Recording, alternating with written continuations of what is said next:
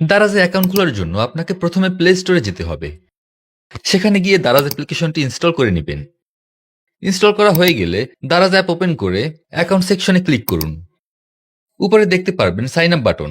সেখানে ক্লিক করলেই এরকম একটা ইন্টারফেসে নিয়ে যাবে, যেখানে আপনাকে মোবাইল নম্বর দিতে বলবে।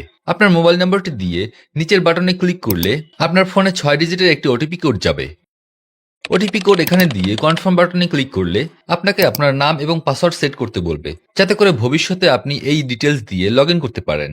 আর পাসওয়ার্ড অবশ্যই 8 সংখ্যার হতে হবে, যার মধ্যে একটি স্পেশাল ক্যারেক্টার এবং একটি নাম্বার হতে হবে।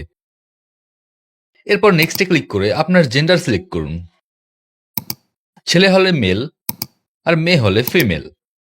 এরপর আপনার জন্ম তারিখ সিলেক্ট করুন। আপনি চাইলে যে কোনো জন্ম তারিখ দিতে পারেন, তবে নিজের আসল জন্ম তারিখটি দেওয়াই উত্তম।